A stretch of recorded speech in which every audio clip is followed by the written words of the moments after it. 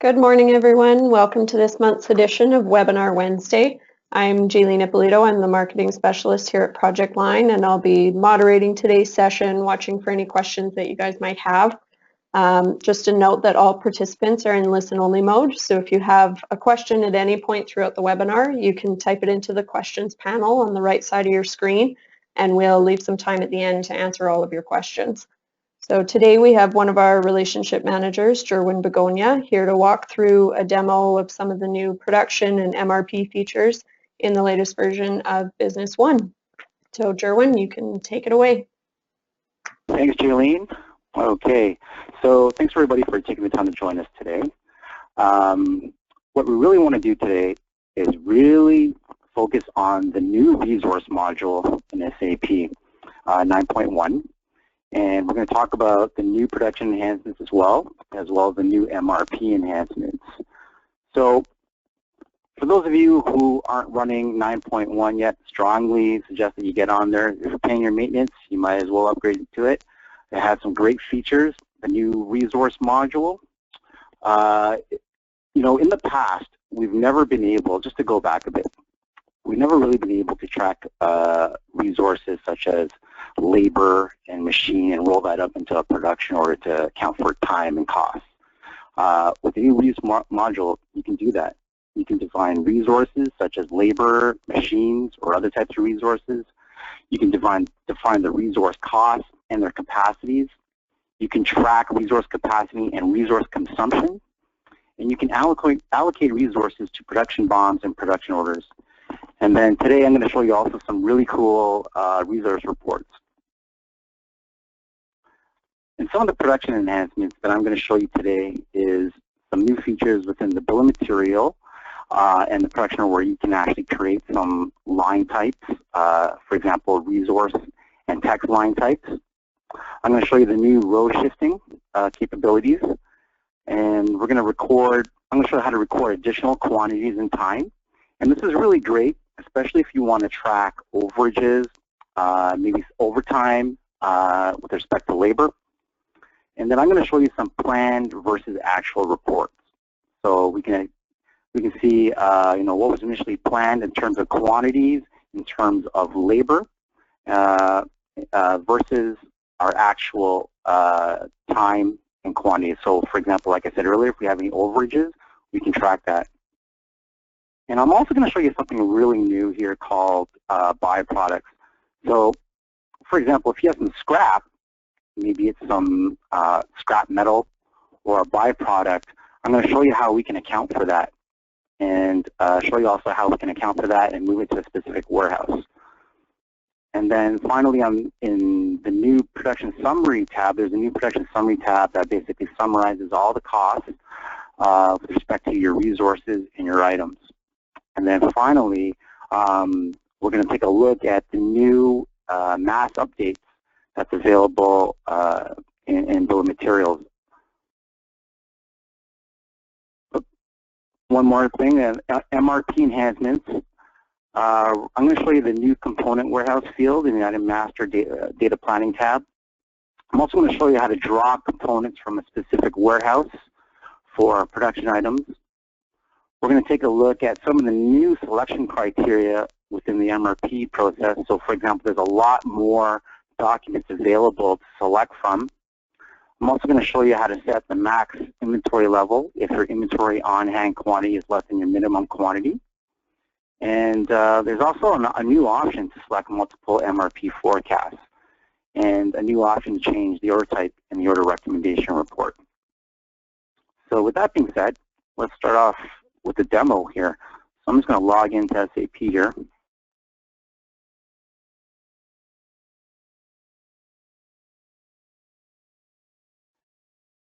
So the first thing you're going to notice here in 9.1 is we have a brand new module called resources. Okay, and we also have something called the resource master data. And basically the resource master data represents resources used in production such as employee labor hours, machine capacity, or any other means that are needed during the production process. Okay, so let's take a look at some of the current resources that we have set up right now. So for example, I've got one labor resource, a machinist, and it belongs to a resource group here. And so the idea behind this is I can group similar resources together, and if they share, for example, the same standard cost and same unit of measures, they'll inherit that from the resource group. So for example, I have a resource group here called labor. I've got another one called machines. And here in machines, for example, you can see I've got different standard costs. I've got an amortization cost. I've got a maintenance cost. I've got an overhead cost. So if I create a brand new resource or machine resource, it's going to inherit all of these defaults from the resource group. So let's go to a machine right now and see what I've got here. Okay, so here's a machine right here. So you can see it's inherited these standard default costs. Now, you can always override that, right? You can put in whatever resource cost, standard default cost you have here, and SAP will use what's in the resource master data. It'll override whatever's here versus what's in the group, okay? So one thing we want to do is let's set up a brand new one. Let's call it Labor 7.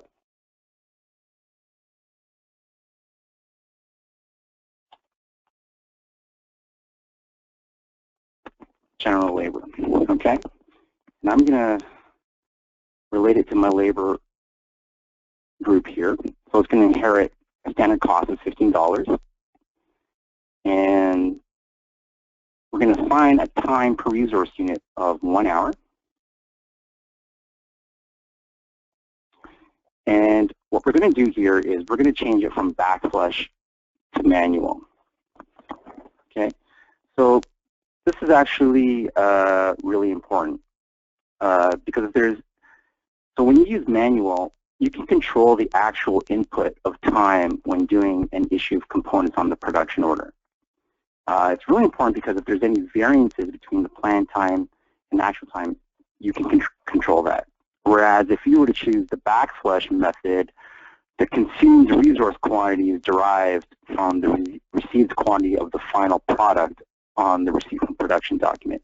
And you can't adjust the quantities if you do that. So we're going to use manual. To assign a default warehouse, for example. The planning data, so this is where we set up our daily capacity for this particular labor. So what we're going to do here is we're going to set up 8 hours from Monday to Friday.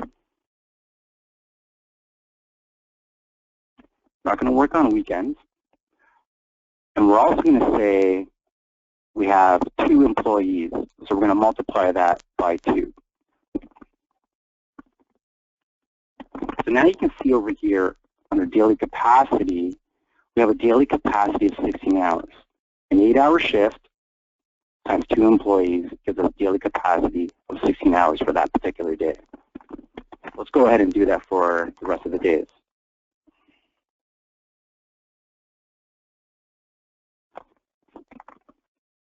You can also link specific employees to this labor. So I'll select myself, for example. And properties, if you want to do some reporting against this, you can assign some properties to it. You can assign attachments, put in some marks as well. So with that being said, let's go ahead and add this labor.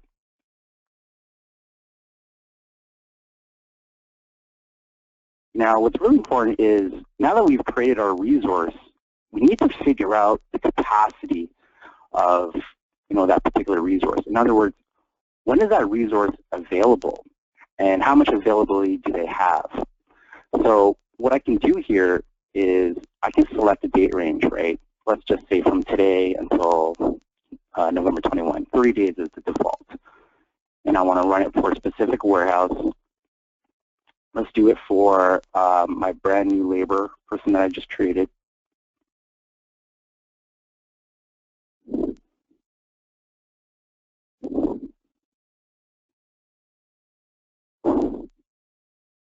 I want to set the daily internal capacities, right? Now, what's really important to note here is that we want to use, we have two options here. We can set the daily capacity from the daily data from the planning data tab of our resource master data, or we can go ahead right here and set in the daily capacity, and this will basically be a default. What we want to do is actually, in this particular scenario, is select the one that we've assigned from our specific resource. Now, after I do that, you can see here that I've got a daily capacity of 16 hours for this particular resource from Monday to Friday for the next 30 days, for example. Now, why is that important? It's important because if you're trying to plan your resources accordingly, you want to know ahead of time how much capacity or how much availability I have for this particular resource to allocate to certain production orders or future production orders. What we can do here is we can actually run a report here to figure out what the capacity is for all my resources. So let's do that. Let's refresh our data here. And here you can see over the next 30 days, this is my capacity for all of my different labor or different resources. I have machines in here as well. Let's break it down by a specific resource, for example. Let's say for resource 3, so that we have a cleaner screen here. Let's refresh our data. So what we can see here, if I expand this, let's take a look at October 21. So we can see here something that's very important here. We have a -1 available on October 21. So what does that mean? It tells me a few things. We know that on October 21, we have a daily capacity of 16 hours, but we've consumed 17 hours on this day. So that tells me, we had overtime of 1 hour. We can actually drill into that consumed and figure out, where that extra hour came from. So you can see here on row 2, if I drill into that source, I can see that there was an extra hour allocated by this electrician on this production order, right? So now I can start making sense of my data. That tells me, well, maybe I need to, add another shift on that day, or I can at least get a handle on who's working overtime, okay? So now that we've got this new resource created, what we need to do, the next thing to do is really to add it to a bill of material, right? So let's take a look at some of the new enhancements in bill of materials. So here's a bill of material. This is just, let's go to this one. Here's a bill of material for a custom trailer. We're going to produce a trailer, okay? Here are the new features. For example, I've got some text rows, I've got resource rows, and I've got some scroll bars up here on the right here. The really great benefit of this now is now I can start creating a logical workflow of my bill of material. So for example, you'll see I have a text row called Stage 1 Mechanical Assembly, and then I've got a resource, my mechanic, underneath that with all the respective mechanical components. I have Stage 1B fabrication running concurrently with Stage 1. So I can start explaining and start writing some information on my bill of materials, explaining the workflow of my production sequence. I can also shift, certain items or certain rows up and down, right? So it makes a logical workflow in my production. Let's go ahead and add that resource now. Let's take a look at that resource that we just created, resource 7.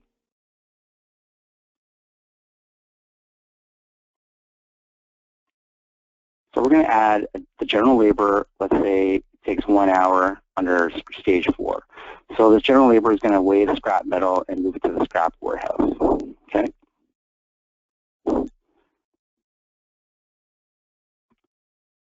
Another feature that's new in 9.1 is that we can create UDFs on the bill of material and on the production order. And as long as that UDF is exactly the same on the bill of material and the production order, we can transfer the data from the bill of material from the UDF on the bill of material to the production order. So for example, I've got a UDF over here called description details. And just make it a little bit wider. And when I create my production order, it'll carry the information from this UDF over to my production order because the UDF is exactly the same on both documents. Okay. So let's go ahead and create our production order. So we're going to create a production order for our custom trailer. Okay, and as you can see, the description details follow. And here, what's really important here to note is that I've bolded some columns here. So we have a new column called additional quantity. We've got some runtime columns. And, additional quantity, let's say, for example, we want to, at the beginning of our production order, we want to account for some time that's used to, say, set up a machine. So, for example, let's say, for example, we're going to have an additional quantity of 15 minutes to warm up our machine. And at the end of our production process, we're going to have another 15 minutes additional quantity of time to turn off the machine and sweep the floor, for example. But another really cool part about using the additional quantity is we can use this column to track overages in quantities and also overtime in labor. And we couldn't really do that in the past. So let's say, for example, we want to create this custom trailer. We know what our planned hours is. We have 16 planned hours for labor 5, for example, 16 hours for labor 2. And what we want to do, and remember, these are manually set to, the instrument is set to manual. So what we're going to do is we're going to set this to release here. We're going to add, first of all, we've got to add our production order into the system, put our due date in there.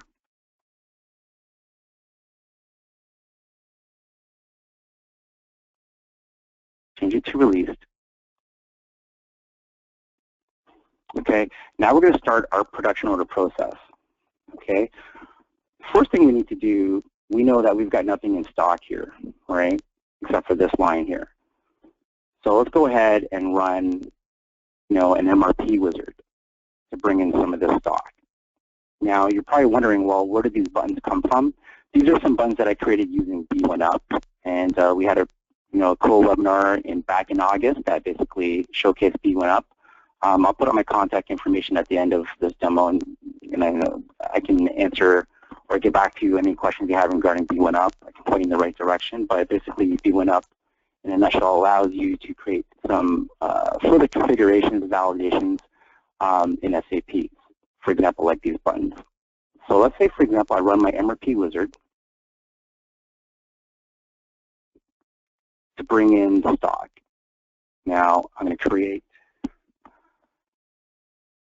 I'm also going to show you some of the new features in MRP as well. So some of the new features here that I've bolded for you, you can see we've got much more documents available to us when we source our data for our data source. So for example, we've got the purchase request document, purchase quotations, blanket purchase agreements, blanket sales agreements, and you can also use the recurring order transactions as well. These are some of the new documents available to us. We also have this new selection criteria to minimum maximum. So again, if our on-hand quantity dips below our minimum inventory quantity, this selection will allow you to purchase the maximum quantity that you set up in your inventory master data. You also have this new feature to select multiple forecasts. So for example, I've got some forecasts in here that I can select from. And you're probably wondering, why would I ever want to use multiple forecasts? One practical use of this would be if you're running an MRP wizard against all your products, and you basically want to, and you have a forecast for, item group A and item group B, and you want to include that, this would be a good practical use of selecting multiple forecasts. Another reason might be if you have historical data from 2014 and 2013 for a specific month, and you want to combine that, you can do that too. So if you take a look here, I've got a forecast for week 43 of 2014. This is based on historical data, and I can see in this week for these particular days, I've sold one of these trailers, and in 2013, I've sold two of these trailers. So I can select that, and MRP will consider those forecasts in my MRP results. Okay. But in this particular case, we're going to forego the forecast. We're just going to take a look at what's on our current purchase orders and sales orders and production orders when we do our MRP run. Okay. So here are the results of my MRP run. What I'm going to do is I'm actually going to save this, and then I'm going to go to my order recommendation, and I'm going to create a purchase order, bring in the stock. The other new thing here, you can see I bolded this column, is that you can actually change the order type. So for example, from purchase order, I can create these other documents as well. But in this case, I'm going to select purchase order.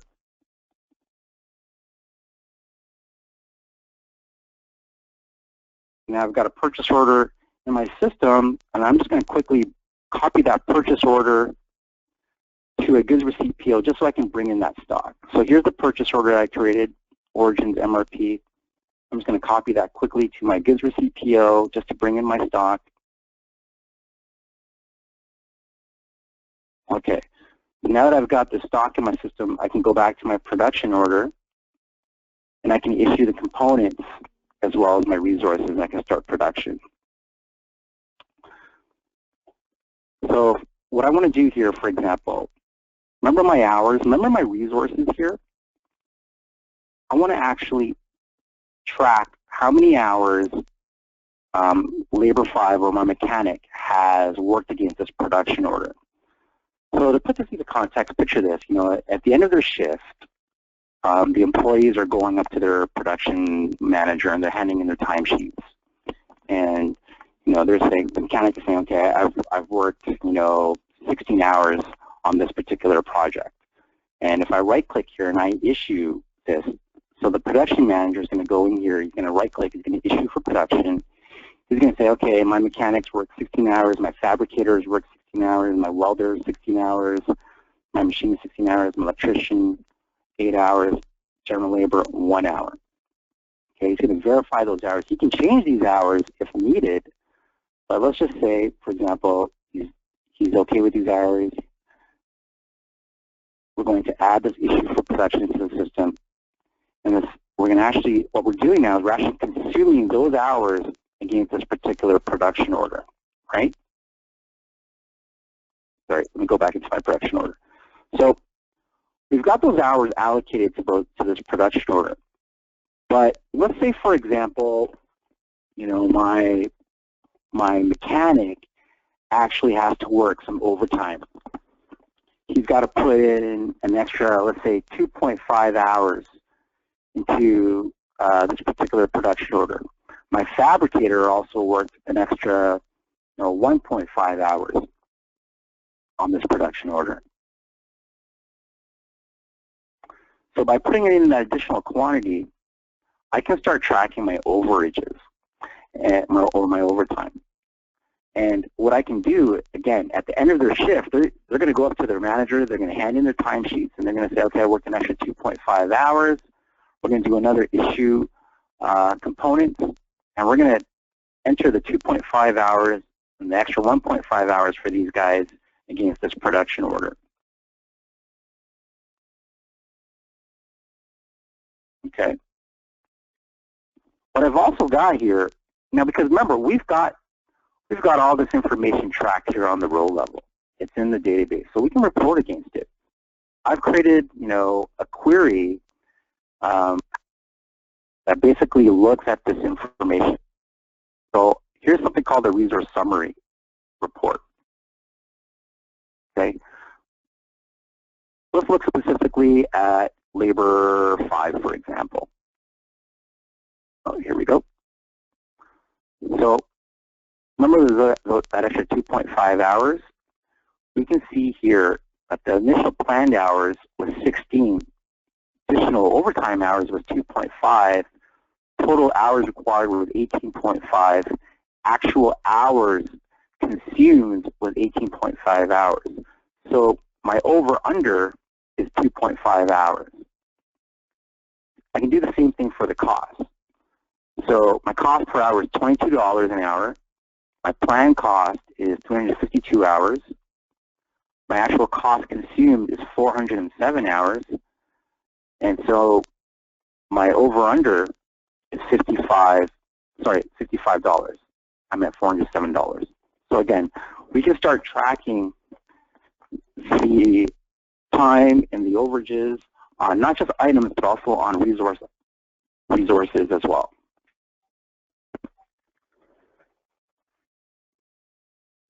Okay.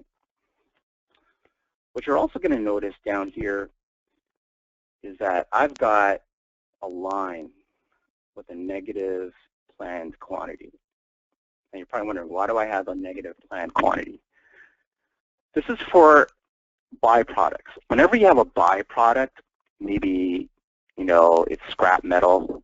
For example, these guys are working with aluminum tube sheets, and any of the scrap from that, we can account for it, for example, by the pound, and we can receive it into a specific warehouse as well as the respective cost of that scrap.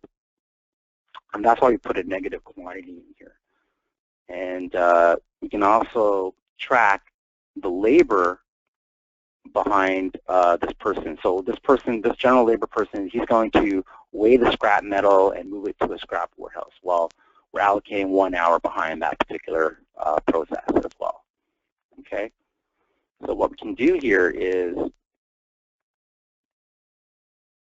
when we do our report completion, okay. So report completion, again, this is when we report our finished good. We're reporting the finished good, which is our custom trailer, but we're also reporting scrap metal, our waste, right? We're reporting about 1 pound of it. Now we can change that, but we know it's 1 pound. The unit price is going to be $2. That's our cost. Okay. So I'm going to go ahead and add that into the system. And what's going to happen is SAP is going to actually move that scrap directly into warehouse 2. That's the warehouse I've created. Here I have a specific scrap metal warehouse. And you can see here under our summary tab, you can see here now under the summary tab we have some new fields, okay? So it breaks down the actual component cost, the resource cost. You can see the actual product cost and any byproduct cost as well, and if there's any variances, okay?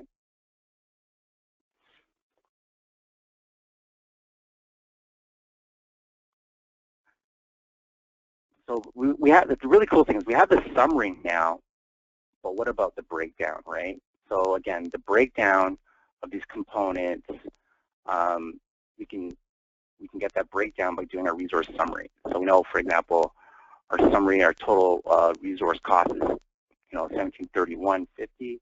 Again, we get that breakdown by running this summary report.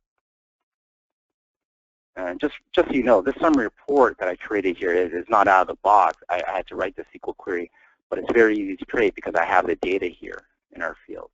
And then again, I'll put up my contact info, give me a shout, and I can help you create some of these reports. Okay.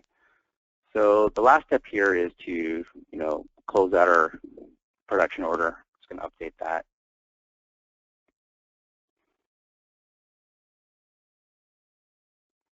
Again, if you want, you can do your relationship map.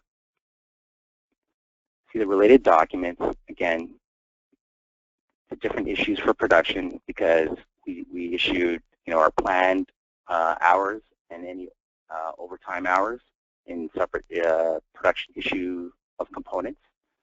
And finally, we also did our receipt from production to bring in the final good as well as the scrap.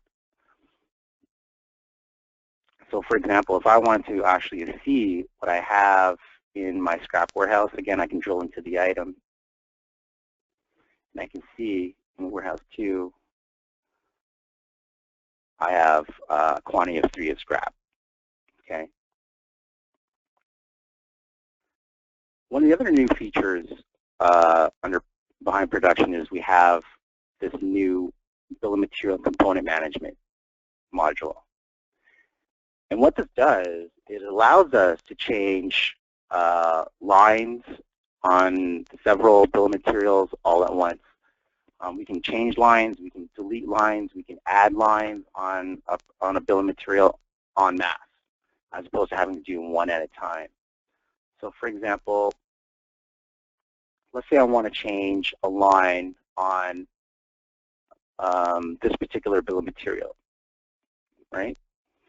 And I want to change the labor, the resource on this particular bill of material from labor 5 to labor 1. Okay.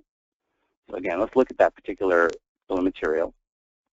Okay, so we have labor 5, 16 hours. I want to change that, for example, a practical scenario is, let's say, for example, we no longer use this resource in any of our bill of materials. So I want to update all of my bill of materials to replace labor 5 with labor 1. So I'm going to go ahead and click OK. I'm going to get a confirmation page that says, okay, you're replacing labor 5 with labor 1 with these hours.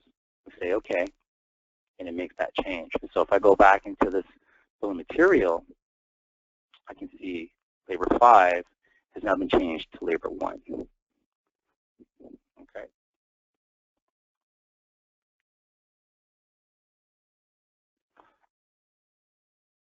Some of the other things I forgot to actually show is under resource master data, these standard costs, for example, you can define, you can allocate, which WIP account you want these different costs to be allocated to. If you go into administration, setup, financials, GL account determination, you're going to notice you've got a brand new resource tab here. Okay, so you can assign up to 10 different resource standard of costs in your resource module, in your resource item master. And whatever, for example, if I have resource standard cost 4, 5, 6, it's all going to relate to these specific GL accounts. So standard cost 4 on my resource master data, whatever that cost is here, that's going to hit this specific WIP account, WIP standard resource cost account. Okay.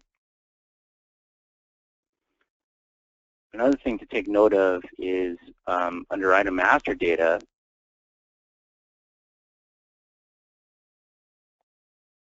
actually let's go into our production order here.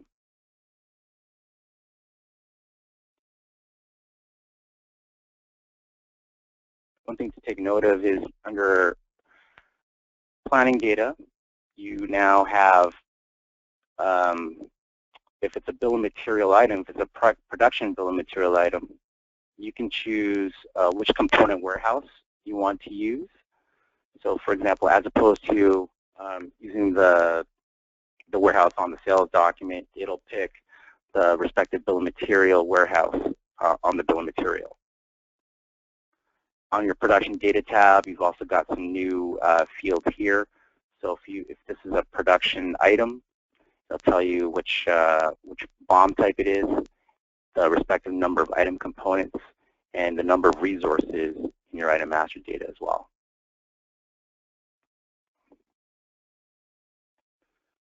Okay. So let's take a look now. Now that we've got, we've created that production order, let's go back to our resource capacity report here.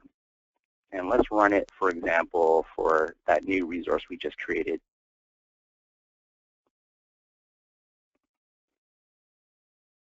And let's see what's, what's been consumed.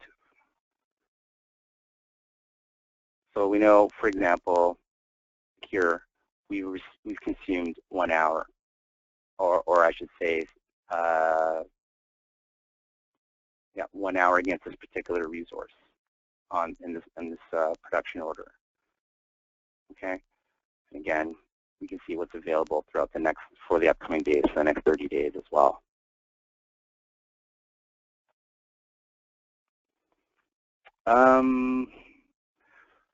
That's pretty much it for a lot of the new enhancements to version 9.1.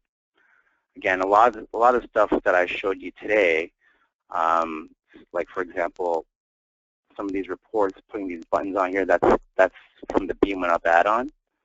And again, I did a nice little webinar last month on this, so please go to our website and check out those videos. If you go to our website, projectline.ca, scroll down here to video tutorials, you can see a whole bunch of videos that we have available, or some past webinars as well.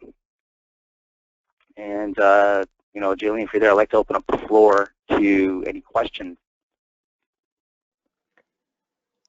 Thanks, Sherwin. I don't have any questions coming in yet, so we'll just give everyone a minute or two to submit any questions that they'd like to ask you. While we're doing that, I'd just like to make a note that the session today is being recorded, so that'll be available on our website and YouTube channel later today. You should all receive a follow-up email tomorrow with a link to that. And also, when the session ends, you're going to see a short survey come up in your browser window. If you could take a minute or two to fill that in, we'd really appreciate the feedback. Just let us know how we did today and what you'd like to see in any future webinars that we're doing.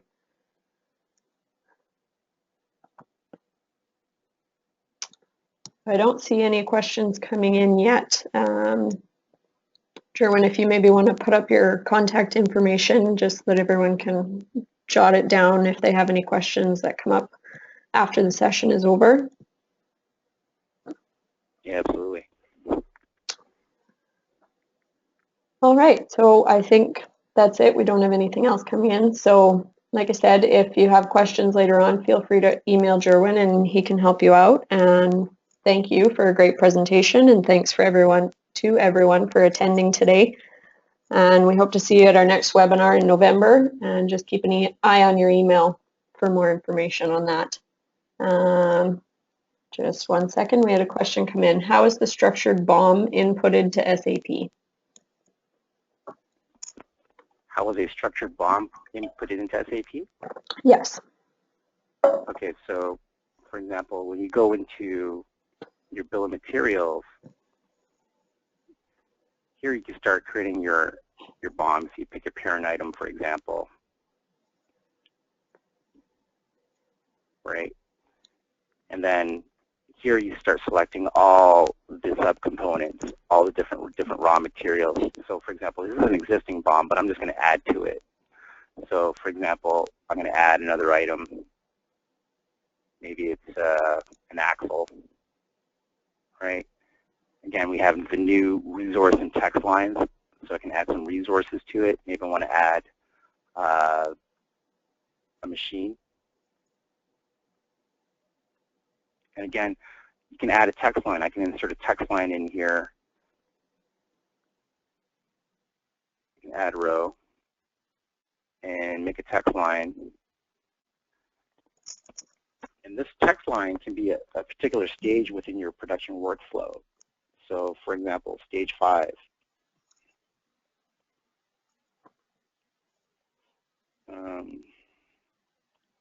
Clean, machine, and work area, right?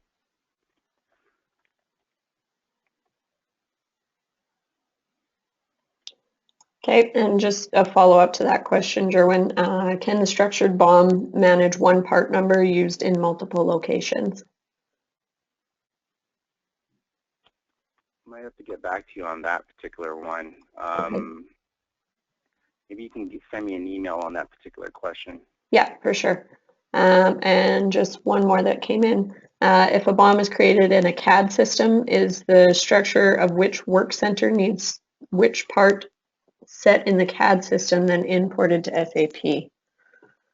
Okay, so we actually have had a lot of questions about that. So we could, integrate, with certain software such as CAD or what's another popular one out there? Well, for example, with CAD. So if you can, remember, one thing to really remember is as long as the item code exists in SAP, when you transfer that item from CAD into SAP,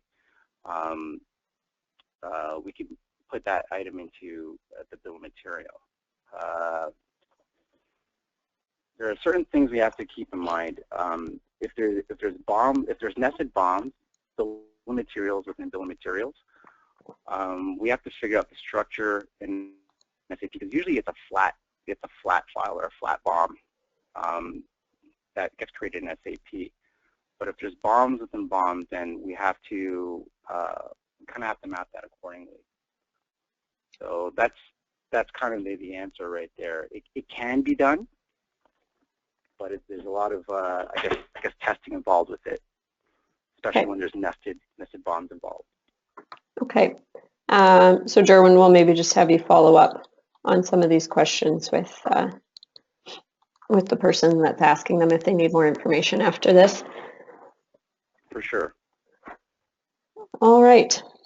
So it looks like that's all for questions coming in. So thanks again to Jerwin and to everyone else, and we'll hopefully see you next month.